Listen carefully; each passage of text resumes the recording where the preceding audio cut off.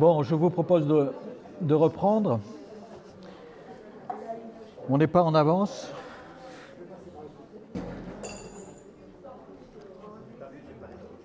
Je vais peut-être accélérer. Alors, plus un système est autonome et plus il est dépendant. Je l'ai commenté. Autre exemple de dialogique. Par exemple, la règle de droit. La règle de droit, elle est pensée comme associée à l'ordre. Hein. Il y a une régularité, une prévisibilité, une sorte de normalisation. Donc, c'est peut être associé à l'ordre, et on voit ça comme un ordre. Et ce qu'on ne voit pas souvent, et ce dont conviennent aujourd'hui les juristes, c'est qu'il faut aussi du désordre, ou en tout cas du non-ordre, ce qu'on peut considérer comme du désordre, pour que cette norme soit active. Si on la laisse, si vous voulez, dans les codes et qu'on ne s'en sert pas, elle peut rester promesse d'ordre. Mais si on la veut agissante, eh bien, les acteurs s'en saisissent. Et, autrement dit, ça devient, si vous voulez, quelque chose qui est mis en œuvre, adapté, utilisé de manière plus ou moins stratégique, plus ou moins en relation avec les situations, donnant lieu à des interprétations diverses, à des changements dans la jurisprudence, etc. Donc, le droit, c'est probablement un dispositif d'ordre, mais qui suppose du désordre. Donc, c'est bien l'association des deux, une sorte de dialogique. Donc, il s'agit de penser ensemble les contraires. C'est ça le principe dialogique, hein, et cette idée qu'il faut penser ensemble. C'est-à-dire que, comme dit Morin, c'est une unidualité. C'est-à-dire à la fois un et deux. Hein, c'est très, très chinois, ça, dans cette perspective-là. Et pour nous, c'est difficile, parce que comment on peut penser quelque chose qui est un et quelque chose qui est deux? Voilà, on a du mal avec ça. Donc il faut penser ensemble, c'est-à-dire à la fois distinguer, hein, sinon on est dans une sorte de confusion générale, mais pas dissocier, relier. Et là, on a du mal.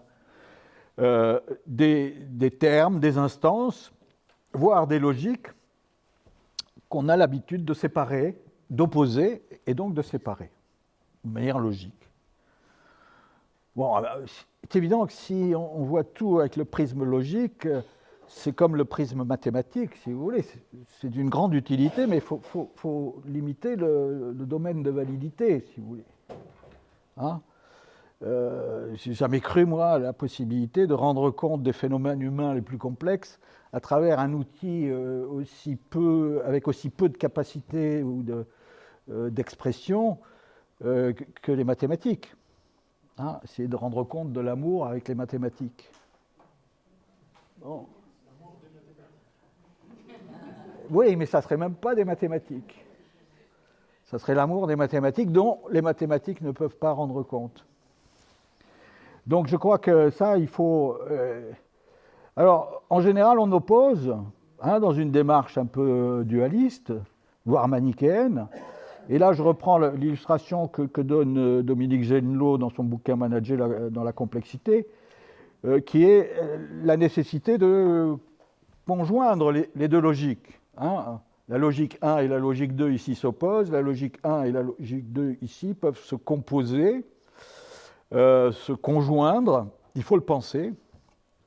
Et pour donner une sorte d'illustration, si vous voulez, raisonnons sur la dialogique que toute organisation connaît. C'est des termes qui viennent de l'informatique, mais peu importe. Exploitation, exploration. C'est Marx, un théoricien de l'organisation, qui reprend ces termes-là. Exploitation, c'est faire ce qu'on sait faire. Utiliser le savoir-faire. Produire ce qu'on sait faire. Exploration, c'est chercher autre chose. Bon. Ben, une organisation, elle doit à la fois exploiter ses savoir-faire et puis explorer, c'est-à-dire ne pas se contenter de ses savoir-faire. Essayer d'en trouver d'autres. Et en général, si on a du mal à les conjoindre. Alors comment on conjoint généralement cette chose-là? Eh ben, on dit, voilà, le gros de l'entreprise, il est dans l'exploitation. Et puis, il y a un petit truc qu'on appelle le service de recherche-développement qui, lui, est dans l'exploration. Donc, il y a ceux qui innovent et puis il y a ceux qui... Bon, c'est un peu caricatural, mais il y a quand même de ça. Hein, il y a quand même de ça. Alors que, évidemment, ce qui serait plus souhaitable, c'est de composer les deux avec des choses qui seraient, par exemple, le manager réflexif. Un manager réflexif, c'est quelqu'un qui va explorer. Il ne fait pas qu'explorer, mais il explore. Par exemple, le Slack organisationnel, ce qui est le contraire de tout ce qu'on fait dans les organisations. Hein, le Slack, c'est le mou, c'est... Vous voyez, tous ces temps qui sont considérés comme improductifs, qui sont un peu des temps morts, qui ne sont pas utilisés pour la production, et qu'avec un regard étroit de techniciens, si vous voulez, de gens qui nous voient que le processus productif, on considère comme improductif. Et on a tort. On le sait, ça. La machine à café, c'est très important. Même si le café est imbuvable. Mais parce que les gens échangent, il y a la circulation d'informations. Il y a du contact, il y a du lien. Et tout ça, c'est pas quantifié, si vous voulez, mais c'est important, évidemment. Donc, voilà, c'est pas évident, mais c'est possible. Il faut au moins se poser cette question-là. Comment on arrive à concilier, à articuler? Alors, c'est vrai qu'on a du mal, nous. Hein. Bon, c'est un cas classique, mais moi, je suis toujours assez ébahi par ça. Hein, l'esthétique de l'ordre, on est des champions quand même. Hein. On est bon là-dedans. Hein. Ah ouais. Ah, on est bon. Hein. Bon, la tour Eiffel, je vais passer. Ça, c'est une esthétique d'ingénieur. Je n'ai rien contre les ingénieurs, et je les aime bien, hein, parce qu'il y en a quelques-uns là dans la salle. J'ai peur de me prendre... Alors, je crois l'avoir évoqué une fois déjà, cette idée-là. Il y a des composantes, une dimension culturelle à la plus grande ou moins grande tolérance à l'incertitude et à l'ambiguïté. Incertitude et ambiguïté qui sont liées évidemment à la dimension dialogique. Par exemple, les Chinois... Vous voyez, quand on cherche l'évitement de l'incertitude, et qui est aussi associé à l'ambiguïté, eh ben, les Chinois ont un évitement ou une intolérance, si vous voulez, à l'incertitude et à l'ambiguïté qui est relativement faible. Regardez la France. La France, elle est plus du double de celle de la Chine, les États-Unis étant dans une position un peu intermédiaire. Ça veut dire quoi, ça? Ça veut dire qu'il y a un trouble qui existe particulièrement dans le contexte culturel français, pas seulement, mais il est bien marqué là par rapport à d'autres pays, par rapport à ça. Et ça explique aussi en partie, et ça contribue à renforcer le fait que on a du mal avec la dialogique, parce que les choses, évidemment, quand elles sont dialogiques, elles sont évidemment beaucoup moins claires. Bon, je crains que si je vous donne la parole, je ne termine pas, mais peut-être quelques réactions. 2 ou 3 personnes qui pourraient dire comment ils vivent des contradictions. Parce que nous sommes tous confrontés à ça. Et est-ce que voilà, c'est quelque chose qu'on vit plus ou moins difficilement? Est-ce qu'on s'en arrange assez commodément, etc. Donc, si quelqu'un veut prendre la parole là-dessus. Je n'ai pas installé les bonnes conditions, hein, c'est vrai. Ah, Nicolas.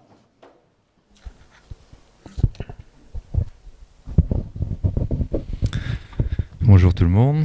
Moi, tout à l'heure, j'ai essayé d'arriver discrètement et Pascal a annoncé mon arrivée. Ouais, je suis un délateur. Petite contradiction.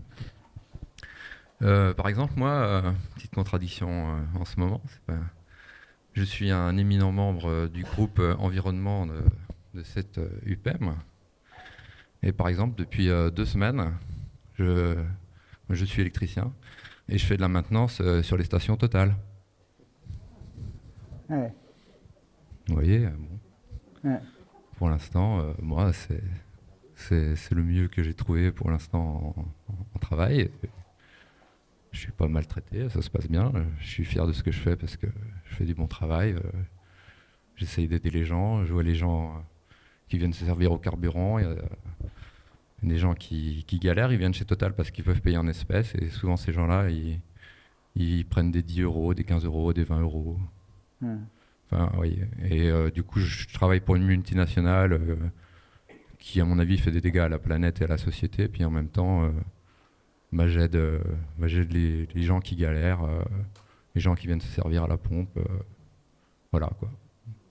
C'est une petite contradiction de ma vie en ce moment. Et comment tu le Je vis? vous la partage. Comment tu le vis? Bah, je le vis pas mal pour le moment. Après, je pense pas que je fasse ça très longtemps. Enfin, je sais pas. Je sais pas comment ça va évoluer, mais moi j'avais quand même l'intention d'apprendre et de travailler pour l'installation photovoltaïque, enfin ou les énergies renouvelables, les économies d'énergie. C'est quand même, ça reste mon idée. Mais voilà, là, le coup du sort des propositions des agences d'intérim pour lesquelles je travaille. Et là, on m'a proposé ça. Bon, moi, j'avais rien de mieux à ce moment-là. Je me suis dit, bah écoute, il faut manger, je vais faire ça en attendant et on va voir, quoi. Et finalement, voilà, je me retrouve dans les stations Total et puis je vois l'utilité de ces endroits-là, quoi. Et je vois la galère des gens qui viennent. Enfin, tous les employés aussi, c'est des gens qui sont payés au SMIC, qui font des heures décalées. Hein. Enfin, je vois, ça reflète le fonctionnement de notre société. Et ça m'a fait réfléchir. Et j'y pense. Enfin, voilà, j'ai réfléchi encore, bien sûr, j'y suis. Mais je trouve ça intéressant. Et voilà, une belle contradiction de ma vie, de mes préoccupations, de mes engagements, de tout plein de choses, quoi. Voilà, est-ce que Merci. ça t'a plu, Pascal, cette intervention?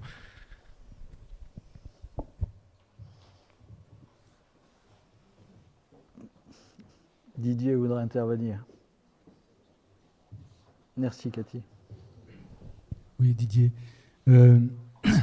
Dans le monde des consultants en accompagnement de l'économie de la fonctionnalité de la coopération, sur le modèle économique de l'économie de la fonctionnalité de la coopération, je parle pas...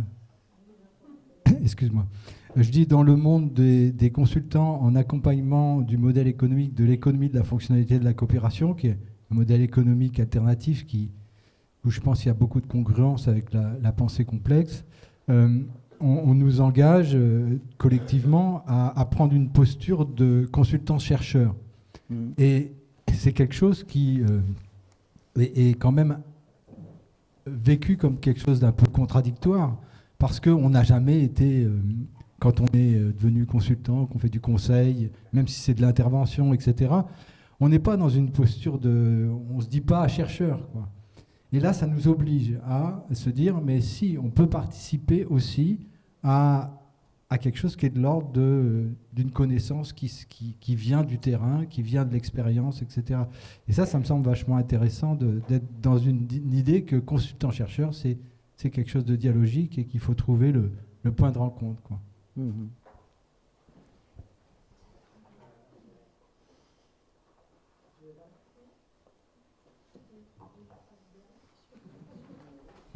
Je dirais que juste en ce moment, moi, ma contradiction, c'est qu'en retaillant tout ça, de l'ordre, j'ai du mal à vivre dans ce monde où, oui, il y a beaucoup de désordre, de complexité, mais il y a quand même quelques personnages comme ça qui ont, voilà, de l'ordre, c'est abrutissant. Et voilà, je voulais juste faire cette blague, pardon.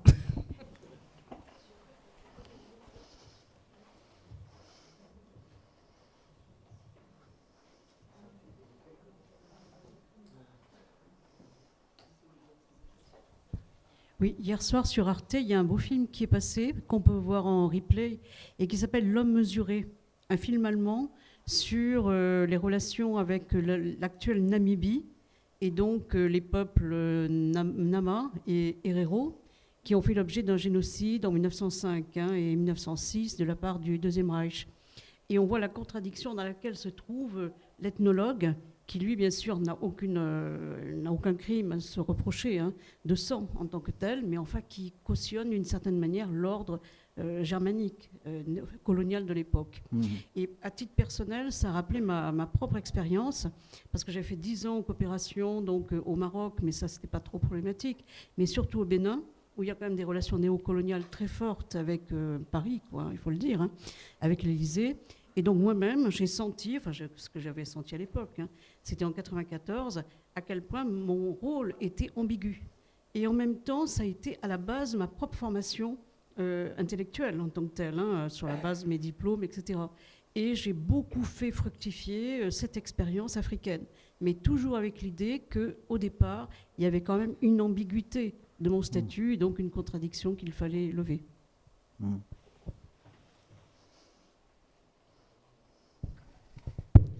Oui, bonjour.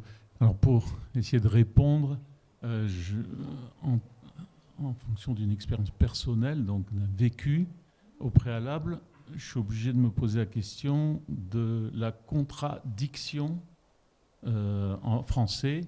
Donc ça passe par la diction, et donc ça suppose nécessairement un acte réfléchi par la médiation du concept, c'est-à-dire, bon, on énonce une contradiction, donc elle est parfaitement consciente. Donc, si j'essaie de chercher dans mon expérience, je suis bourré de contradictions. Ben, en fait, ce n'est pas vraiment des contradictions, c'est des tensions internes. C'est la vie. En fait, c'est parce que je suis vivant. Lorsqu'il n'y aura plus de tensions internes, comme on a évoqué, enfin, à côté, je crois, d'Héraclite, ou le fameux sigle que tu as montré, taoïste, en fait, du yin et du yang, ce sont des tensions et qui sont créatrices, comme dit Héraclite. Et tout ça, en fait, c'est le monde qui est comme ça. C'est-à-dire, naturellement, on va dire. Par contre, si on passe à la contradiction, alors effectivement, moi, j'ai une contradiction bizarre, c'est un engagement d'un côté dans l'architecture, mais toujours critique. Donc je dis souvent, en fait, l'architecte, c'est celui qui cherche une solution géométrique au problème, au bonheur des hommes. Vous comprenez, vous entendez l'ironie et la critique. Voilà. Et à côté de ça, en philosophie, je prends un chemin complètement, mais diamétralement opposé, puisque précisément, je travaille beaucoup sur Héraclite, et Héraclite, c'est celui qui a posé fondamentalement le problème initial du devenir. Antareis, tout s'écoule, ça a traversé quand même toute notre histoire quand même, mais c'est Platon et Aristote qui ont eu le dessus, c'est-à-dire la logique, la non-contradiction d'Aristote, les idées de Platon. Voilà. Et donc, c'est ce qui remet en cause, en fait, le tout s'écoule. C'est toute épistémologie, toute construction de la connaissance au sens moderne du terme, puisque la fondation, comme je le dis souvent, c'est Platon qui a dit contre Héraclite, mais enfin, si tout s'écoule, tout se transforme sans cesse, alors pour Héraclite, c'était radical. Il n'y a pas de pause, c'est le grand fleuve du temps, etc. Comment une connaissance est-elle possible ? Donc les origines de toutes nos connaissances occidentales reposent sur une démonstration par l'absurde. Comme pour Platon, comme il faut bien qu'il y ait une connaissance possible, alors il a inventé la théorie des idées, qui, bon, quand même a subi pas mal de critiques, à commencer par Aristote. Voilà. Bon, bref, en fait, contradiction, c'est conception, construction géométrique, création. Et puis de l'autre côté, dans le domaine épistémologique, c'est finalement la connaissance qui est la connaissance de la non-connaissance, en fait. C'est je sais, tout ce que je sais, c'est que je ne sais rien, en fait. Comme tout le monde a entendu cette phrase qu'on attribue à Socrate, finalement, avec beaucoup de travail. Il y a une chose que je sais, c'est que je ne sais rien. Voilà. Donc ça, c'est quand même un peu une contradiction et riche de créativité. Merci Stéphane. Oui, effectivement, là, il y a beaucoup de débats. Moi, ça me fait penser, avant de reprendre le cours, à l'idée que tout n'est pas formalisable, tout n'est pas... notre rapport au monde n'est pas que connaissance, il est aussi un rapport plus sensible, et que celui-là, il peut se satisfaire d'un tout passe. Ah, oui, Jean-Yves.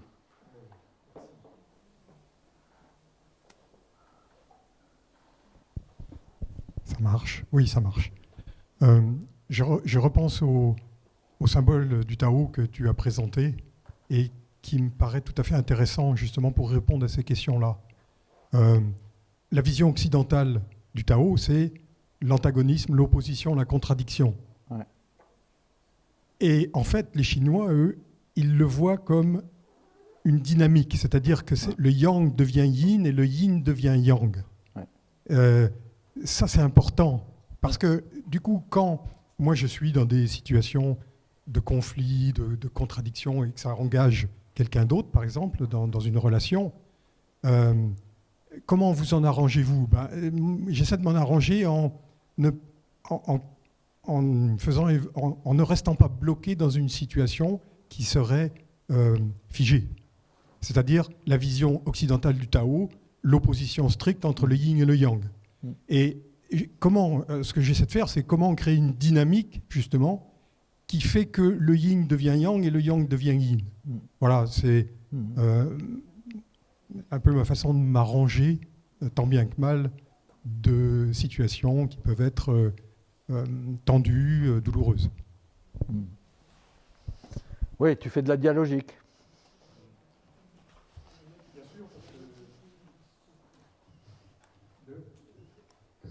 Vision figée, la contradiction ne se résout pas, se résorbe pas. On a toujours l'opposition du yin et du yang, mais dans la vision dynamique, il y a aussi, de toute façon, la permanence des opposés, mais la différence, c'est que c'est dynamique et que ça se transforme récursivement. Ouais. Alors, on a à la fois la récursivité et la dialogique dans le symbole du Tao, dans sa vision plus conforme, on va dire. Oui, oui, oui. Ok, merci. Bon, merci de ce témoignage. Alors justement, je suis bien d'accord avec ça. Hein. La vision occidentale du Tao, c'est une vision qui cherche à illustrer la contradiction. Or, pour eux, je voudrais illustrer ça un petit peu justement. Moi, je dirais qu'il y a une attention au monde, pour autant qu'on puisse définir ce que c'est, qui est très différente. Et c'est aussi, et je pense qu'il y avait dans le propos des interventions de Jean-Yves l'an dernier, quelque chose de ce genre-là. Il y a cette idée, si vous voulez, que la tradition occidentale, c'est justement parce qu'on a des modèles, qu'ils soient architecturaux, techniques, industriels ou plus globalement intellectuels, puissant, avec une efficacité indéniable, et que le monde, c'est cette res extenda, hein, cette chose étendue sur laquelle l'homme a prise et doit avoir prise, hein, pour reprendre Descartes. C'est ce que j'appellerais, moi, le modèle des travaux publics, hein, sur le mode métaphorique. On a un plan et on l'applique. Quel que soit le monde se soumettra à mon plan. Tandis que dans la tradition chinoise, le rapport au monde et l'attention au monde est sans doute différent, sont différents. C'est cette idée qu'on ne transforme le monde qu'en étant à son écoute et en utilisant ses propres forces. Un peu comme l'aïkido. Hein, l'aïkido, c'est on retourne la force de l'adversaire contre lui. Ça, c'est très révélateur, me semble-t-il, de l'esprit chinois. Et on voit bien là que il y a d'un côté la contradiction et de l'autre côté une dynamique à partir des oppositions initiales et qu'on passe à autre chose. Alors en France, on est très, très bon hein, sur tous ces domaines, sur les grands projets, les grands chantiers, les grands modèles. Ça donne des centrales nucléaires, ça donne des grands infrastructures, etc. Et en même temps, ça peut donner une difficulté à admettre la complexité. Est-ce que la Chine ne fait pas aussi ça Oui. Les TP et grands plans de la Chine, il existe quand même. Oui, je parle de la Chine traditionnelle. Je parle de la culture chinoise traditionnelle. Alors évidemment, mais ça, ce sont des métaphores. Hein, c'est des métaphores. C'est-à-dire, je crois que voilà, c'est moins l'existence des travaux publics que la différence entre ce que voilà, ce rapport au monde là, ce rapport qui est un. Bon, moi je suis pas un grand connaisseur de la culture chinoise, mais il y a des choses fascinantes quand même dans cette culture chinoise. Je ne parle pas de la copie qu'ils font. Et à mon avis, on a tort de penser qu'ils nous copient, parce qu'ils ne nous copient pas. Ils font un truc qui leur est spécifique. Et nous, on veut voir qu'ils font la même chose. Bien sûr, ils font des travaux publics, bien sûr, ils ont des systèmes financiers, etc. Mais c'est chinois. On fait une erreur très profonde à penser qu'ils s'alignent sur nous. Ce n'est pas vrai. Ils ont une culture multimillénaire, et bien plus ancienne que la nôtre. Et je dirais, bon, je ne vais pas faire c'est pas ça le débat. Hein, le débat, c'est quand même qu'il y a, me semble-t-il, en tout cas, moi, c'est une conviction, une attention au monde qui est différente. Hein. Mais bon, on peut en débattre, hein, évidemment. Et cette métaphore de l'eau qui est profonde en Chine, hein, c'est cette idée, voilà, pourquoi l'eau est une sorte de métaphore du monde, parce que d'une certaine manière, on ne lui résiste pas, on s'adapte. Alors vous allez me dire, oui, mais on fait des barrages maintenant, hein, c'est vrai.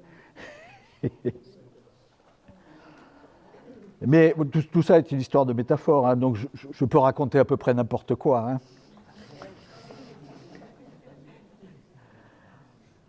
Alors, si on prend au sérieux cette dimension-là, il y a peut-être pour des Occidentaux comme nous, je ne choque personne en disant ça, il y a des apprentissages à faire. Ou en tout cas, on peut penser qu'ils peuvent être souhaitables. Bon, ça, c'est bien connu. Hein. Le sfumato de Léonard. Veille à ce que tes ombres et lumières se fondent sans trait ni ligne comme une fumée, ce qu'on a appelé le sfumato. C'est-à-dire, dans cette représentation de la Joconde, qui est quand même l'œuvre la plus connue du monde, hein, c'est pas tout à fait rien, eh ben, il n'y a pas de distinction franche. Vous voyez, tout est en clair-obscur, voilà, non, un peu comme la fumée, nous dit Léonard. Bon, il a mis 5 ans, a priori, pour autant qu'on puisse le dire, parce que c'est très difficile à obtenir, ça. Hein. C'est une série de couches successives, on estime une quinzaine de couches. Hein. Donc, il n'a pas fait ça du tout au hasard, évidemment. Hein, c'est une volonté tout à fait affirmée. Hein. Mais malheureusement, on n'est pas, encore une fois, sur un mode métaphorique, on est beaucoup moins là-dedans que dans quelque chose qui est comme ça. C'est-à-dire le clivage, la séparation, la clarté. La clarté. Ça, c'est important, la clarté. Descartes, c'est le premier principe dit d'évidence. De ne comprendre, je cite Descartes, rien de plus en mes jugements que ce qui se présenterait si clairement et si distinctement à mon esprit que je n'eusse aucune occasion de le mettre en doute. Premier précepte dit d'évidence de Descartes, les fameuses idées claires et distinctes, qui est une forme de critère de vérité pour lui. Hein. Ce n'est pas le seul, mais c'en est un. on est très marqué par ça. Et c'est vrai que ça pose un énorme problème, parce qu'on a besoin de clarté pour comprendre. Et en même temps, on sait que si c'est trop clair, on ne saisit pas. Ou on saisit à moitié. Donc on est un peu là-dedans, si vous voulez, un peu dans cette difficulté. On est très marqué par ça. Hein. Je pense qu'on a, pour être un peu caricatural, une culture rationaliste en France. C'est-à-dire que on est très attaché à la raison, ça nous vient de loin, c'est au moins la Révolution et les Lumières. Et donc la raison, c'est quelque chose d'extrêmement puissant en France. Et ça explique d'ailleurs notre prédilection, me semble-t-il, pour les grands travaux, les grandes constructions, etc., qui sont vraiment des choses qui nous caractérisent. Enfin, il n'y a aucun peuple à part des Russes qui nous l'ont copié, qui ont fait le Concorde, quoi. Enfin, vous voyez, un monument technique, un échec économique complet. Mais voilà, une sorte de truc. Bon. On est marqué par ça, je crois. Plus que les pays de culture pragmatistes, même si c'est un peu trivial aujourd'hui, que sont les cultures anglo-saxonnes, qui sont moins dans la volonté de comprendre et plus dans celle d'agir. It's work, ça marche, ça suffit. Vous voyez, on ne sait pas comment ça marche, mais ça marche. Tandis que nous, à la limite, on a besoin de savoir comment ça marche avant de le faire. Vous voyez, pour le permis de conduire, pour faire une métaphore, on aurait tendance à expliquer le fonctionnement du moteur avant de donner le volant. Vous voyez, il y a un peu de ça. Et ça a sa vertu, ça a sa grandeur. Il ne faut pas... Moi, j'ai beaucoup de respect pour ça. Mais c'est vrai que ça a tendance à nous mettre mal à l'aise par rapport à des choses qui sont difficilement modélisables, donc on a tendance à rejeter. Alors, des apprentissages possibles, là, je vais aller assez vite, hein, et je vais essayer de ne pas trop me payer de mots, mais tout ça peut être discuté. Hein. Être présent au monde, ça me semble très important. Bon, là aussi, il y a la tradition bouddhiste. Hein. La pleine conscience, toutes ces choses-là. Mais vu de l'occidental et du sociologue que je suis, si vous voyez, ça fait écho, ça, parce que plus vous planifiez, plus vous anticipez ce qui va vous arriver, et moins vous vivez le temps présent. Et plus vous êtes en permanence dans ce qui va advenir, enfin, dans la prévision de ce qui va advenir. Et donc, vous n'êtes pas attentif, des tas de choses que vous ne voyez pas. Vous êtes déjà dans ce qui va suivre. Et alors là, ce qui est intéressant, si vous voulez, c'est l'analyse qu'en fait Rosa, en disant plus on maîtrise, plus on planifie, plus on anticipe, et moins le monde résonne pour nous. En quelque sorte, il s'évanouit dans ce qu'il a d'intéressant. Ça devient un terrain connu de reproduction. C'est plus du tout quelque chose qui nous donne des émotions. Alors, reconnaître ses émotions, j'ai dit, hein, c'est vrai que la raison, la connaissance, hein, pour reprendre ce que disait Stéphane, voilà, ça a ses propres limites, et que notre rapport au monde, il est fait d'autre chose. Mais force est de constater que dans les cercles sérieux, de décideurs, etc., qui sont généralement des cercles masculins, plutôt âgés et plutôt blancs, on a tendance à considérer que l'émotion, c'est fait pour les femmes. Hein? Ce qui est un vieux schéma, ça. Un vieux schéma qui remonte très loin. Et donc, bon, c'est pas vraiment sérieux, quoi. Il faut être... bon. On voit bien. Dédramatiser le risque et l'échec. On peut se planter. Évidemment, une situation dialogique, c'est une situation dont on aura du mal à interpréter la totalité de manière satisfaisante. C'est toujours un pari, hein, comme dit Morin. Face à une situation dialogique, on fait toujours un pari. Hein, l'action est un pari. Ce n'est pas une certitude. C'est pas, voilà, c'est pas les travaux publics avec on a un plan et il se déroule comme prévu. Non. Donc il faut accepter que une forme d'expérimentation aussi. Mais ça suppose de relativiser l'échec. Et vous savez, bon, ça c'est un lieu commun, qu'on a du mal aussi dans notre pays avec l'échec. On n'a pas le droit d'échouer, évidemment. Bon, apprendre à poser les bonnes questions, ça oui, toujours. J'arrêterai pas, moi, de vous dire ça. Plutôt qu'à produire des réponses déjà là.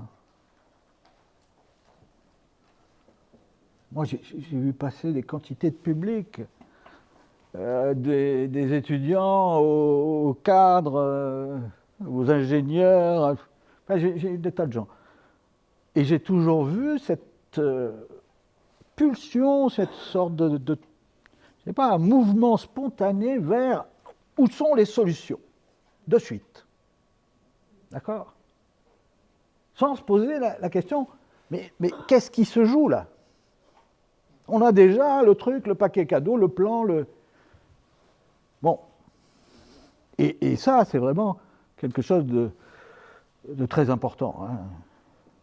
Bon, refuser les simplismes confortables, par exemple les dualismes que j'ai évoqués tout à l'heure, c'est des simplismes confortables. Mais c'est extrêmement trompeur, ça nous mène à des impasses, il faut le dire. Bon, on travaillait la réflexivité.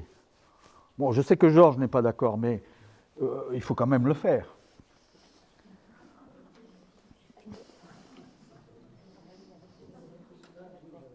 C'est une belle idée, hein, la réflexivité. On ne la cultive pas suffisamment. Vous voyez, ambidextrie cognitive, ça c'est les gestionnaires qui ont parlé de ça. Je mets ça à distance. Ce sont des collègues, mais sciences de gestion, donc vous savez, les sciences de gestion, bon, est-ce que c'est vraiment des sciences? Bon. Ça veut dire quoi, ambidextrie? C'est comme quand vous êtes ambidextre, vous écrivez des deux mains. Là, c'est un peu l'idée d'avoir une plasticité cognitive. Vous voyez, jongler avec ses représentations et ses modèles, et pas rester sur un mode de représentation ou un modèle ou quelques modèles. Avoir conscience que très souvent on préempte la compréhension. Et il faudrait être comme les Chinois, être beaucoup plus attentif, beaucoup moins, avoir beaucoup moins de certitude ou d'hypothèses ou d'a priori sur le monde. Chercher les alternatives. Ah oui, mais oui, bien sûr. Il y a toujours des alternatives. Toujours. On a voulu nous vendre le no alternative. Mais c'est une bataille idéologique qui a été gagnée. C'est rien d'autre. Le monde se refuse à une sorte de voie univoque. Il y a ceux qui la soutiennent, qui nous disent qu'on ne peut pas en sortir. Je ne dis pas que c'est facile d'en sortir, mais si on veut y rester, on dit qu'on ne peut pas faire autrement. Ce qui n'est pas tout à fait la même chose que de constater l'absence totale de possible. Communiquer, échanger, oui, bien sûr, c'est la clé. L'orientation relationnelle pour comprendre autrui, se mettre à la place de l'autre. Changer de point de vue ou essayer d'adopter le point de vue de l'autre. Ce qu'on fait peu, hein. Contextualiser, évidemment, toujours. Contextualiser, toujours. Ça, je veux dire, c'est une base maurinienne, et au-delà de Morin, le contexte. Bon, il y a des architectes qui ont dit no contexte. Mais bon, on peut se tromper. Hein. Bon, penser pour agir, agir pour penser, j'en ai parlé. Conscience de l'écologie de l'action. Oui, c'était un peu cette idée que j'évoquais déjà, mais vous voyez, l'écologie de l'action, c'est on agit, et ensuite l'action nous échappe. Et penser qu'on la maîtrise est sans doute très, très immodeste et très, très naïf. L'action, elle nous échappe à partir du moment où nous la faisons. Et donc, il faut une adaptation stratégique, dans le sens où on adapte à la fois les moyens, le cours de l'action si on peut le faire, mais on peut aussi changer l'objectif de l'action, la finalité. Bon, construire avec les désaccords et les conflits, ça me semble essentiel. On sait mal faire, ça. Élaborer des compromis, c'est actuel, si j'ose dire, dans le champ politique. Sans compromission. Alors, je fais bien la différence entre compromis et compromission. Un compromis qui serait de l'ordre de la compromission, c'est abdiquer sur ses valeurs fondamentales.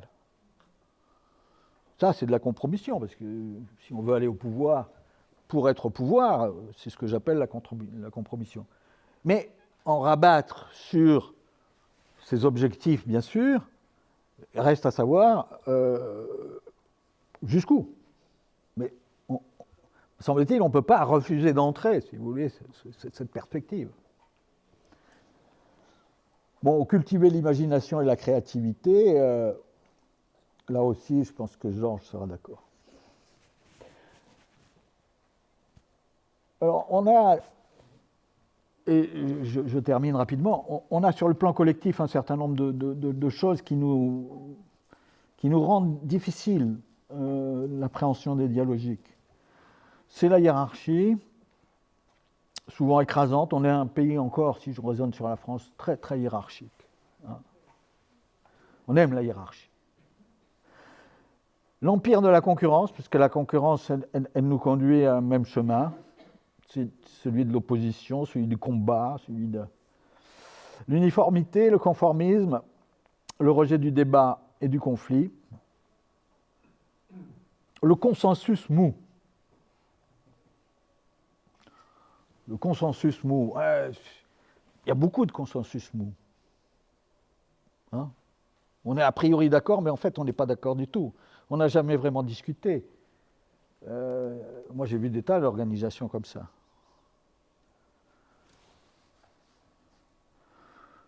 Alors, ce qu'il faut valoriser, de mon point de vue, c'est plus que l'intelligence collective, à laquelle je crois peu. Je prends ça comme un slogan, si vous voulez, de vendeurs de techniques. Moi, je suis sociologue et je ne veux pas me renier, je pense qu'il faut parler de collectif intelligent. Collectif intelligent. Diversifiés, s'ils sont intelligents, c'est souvent parce qu'ils sont diversifiés, mais ce n'est pas suffisant comme condition. Hein. Avec des relations de pair à pair, comme dirait Georges, qui est quand même une référence majeure pour moi. Le refus de la domination, ça aussi, hein, cette auto-observation. On peut être dans des processus de domination, comme ça, sans même s'en rendre compte. Je pourrais vous raconter des choses hallucinantes là-dessus. Bon, l'aptitude à la coopération, les ingénieries relationnelles, tiens, ça me dit quelque chose. Je ne sais plus ce que c'est, ça. Georges, tu n'aurais pas une idée? Oui, il me semble. Hein. Évidemment, on peut aider à la relation. C'est vital. À la différence de Georges, je crois que c'est nécessaire, mais pas suffisant. Mais c'est, me semble-t-il, une bonne entrée, si vous voulez, pour essayer de faire dialoguer, de faire échanger, de relationner autour de ce qui nous arrive, autour de la situation qui est la nôtre. Une culture démocratique dont vous savez qu'on est très pétri en France, confère des événements récents, et puis l'engagement dans l'action réflexive. Voilà, et il est déjà bien tard, il est temps que je m'arrête. Je voudrais terminer sur Morin, qui est, après Georges Derse, ma référence absolue. Nous avons besoin d'une méthode de connaissance, on pourrait dire d'une méthode, d'une relation au monde, on pourrait être plus large. Mais bon, qui traduisent la complexité du réel, reconnaissent l'existence des êtres, Ah, c'est pas beau ça. On devrait pouvoir élire un président de la République qui vous dit un truc comme ça. Vous voyez ? Et qui approche le mystère des choses. Ah, bon, eh bien je vous remercie de votre attention.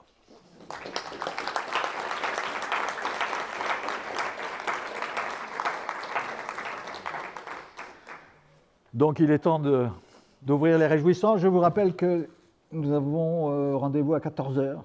Donc déjà, on a pris un peu trop de temps. Je salue tout le monde. Christian, Eric, à bientôt. Portez-vous bien. Tu peux juste faire l'appel que quelqu'un a perdu sa caméra. Ah.